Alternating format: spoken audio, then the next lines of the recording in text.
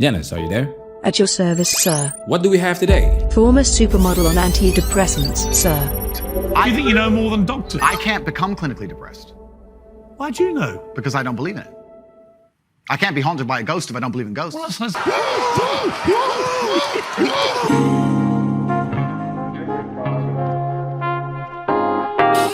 Former supermodel Paulina Porizkova is on antidepressants and Andrew Tate's thoughts on depression.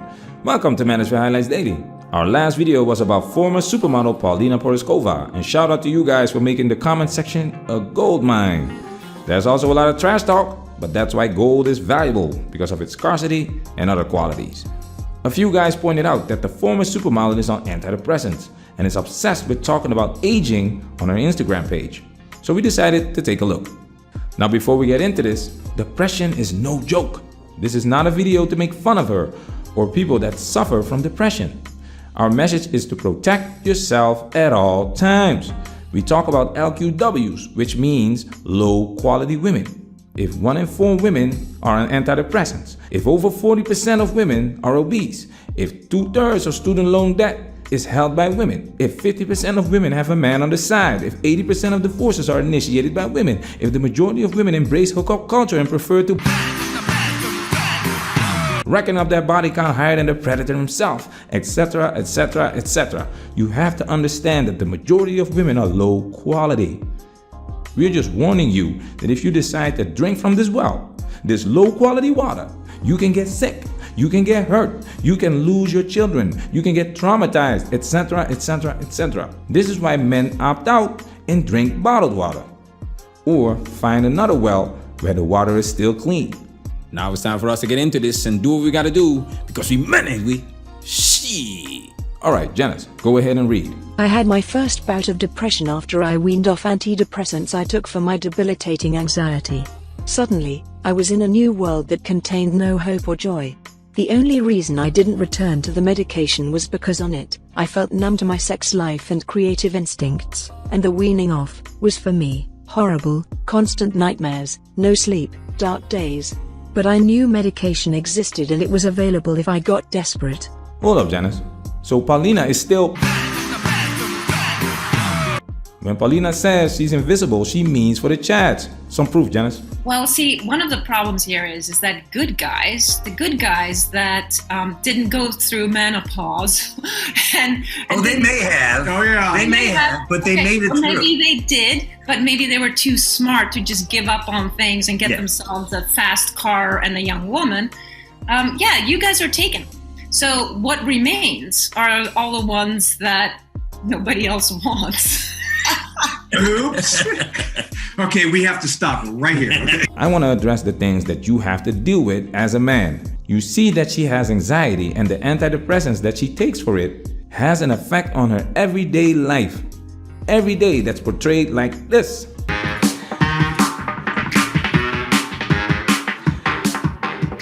Sure, I'm getting older, and I'm the best I've ever been. All roses and sunshine, but behind the scenes, this woman can't sleep. You want to deal with that? Janice, continue. Instead, I tried exercise, meditation, EMDR, tapping, probiotics, and I had already been in talk therapy for a few years.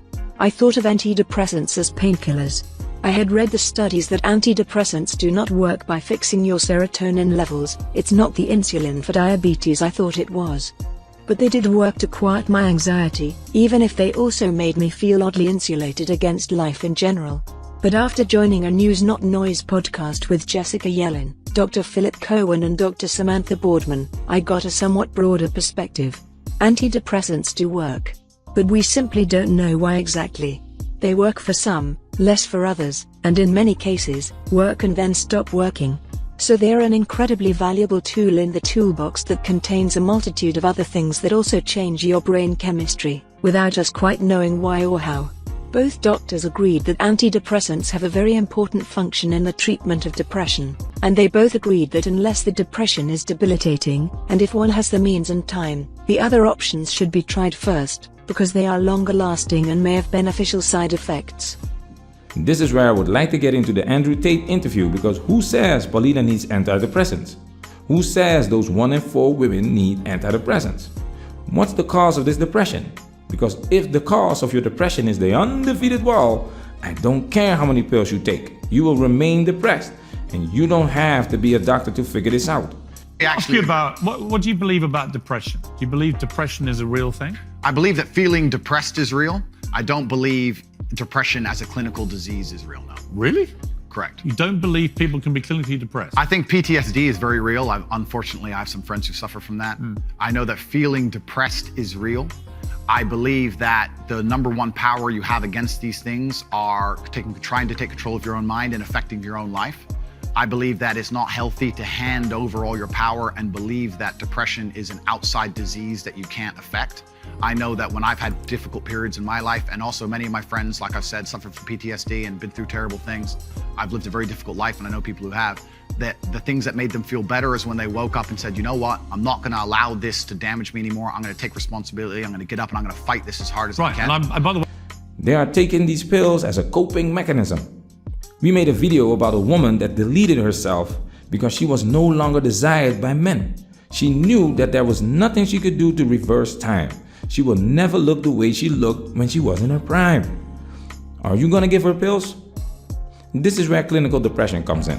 Let's take it a step further. where I don't agree with you is that there's no such thing as clinical depression. There absolutely is. Well, it's a proven scientific medical reality. There's a different argument about have we gone a bit too soft, right, in schools and all the rest of it? Absolutely.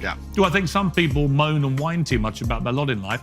Definitely. Are we a victimhood society? 100%. Is there such a thing as clinical depression? Absolutely. And my argument is that if you actually bracket everybody who's not clinically depressed and doesn't have the genuine medical condition, then actually if millions of people are deemed to have depression, the ones who really need the help don't get it. Well, that's my point. Well, that I would agree with. You're right. I think it's certainly an overused term. But you don't accept there is such a thing as clinical depression. No, I don't. And that to me is a damaging view. Okay. Well, let me explain why. This is pure gold. I understand where Tate is coming from, but clinical depression is more profound. Janice. Clinical depression is the more severe form of depression, also known as major depression or major depressive disorder. It isn't the same as depression caused by a loss, such as the death of a loved one, or a medical condition, such as a thyroid disorder. I've worked with people that had disorders, an illness that disrupts normal physical or mental functions. You have to be careful when you voice your opinion on this playground, because like I said before, it's more profound. So I have to agree with Pierce when it comes to clinical depression. But when it comes to the kind of depression that Paulina has, I agree with Tate. Check this out. If you suffer from depression, right now the best bet seems to be to find a therapist you can really trust and develop a game plan, which may or may not include medication. Personally, I started to take SAM-E when my life fell apart, and I believe it has really helped. This post is now too long to get into SAM-E, but Google it if you're curious. So instead of medication, she can work with a therapist and learn how to deal with her losses, find a new purpose and self-worth. But that's the choice that she has to make. Nobody can make it for her. And that's why we are telling you not to save her. You cannot fix these broken women because they don't want to be fixed. These things are extremely hard. That's why these women refuse to deal with it. She doesn't want to accept that she had her time because she had her time for so long and now it's over. So accepting it will take time, hard work, and help. Guys, do you want to deal with that? Is this your problem? Watch our video called Female Life Coach Explains Why Women File for Divorce. In that video, you will see Will Smith dealing with Jada's demons, Jada's problem with getting older, leading to the entanglement coping mechanism because she didn't feel good for so long. Brace yourselves, guys, because it's only getting worse. This society doesn't prepare women for old age, Forever 21. It's not our problem, guys. When a woman comes to the table, she has to come correct. Let me hear your thoughts. Manosphere, we working. Protect yourself at all times. This video has officially been highlighted.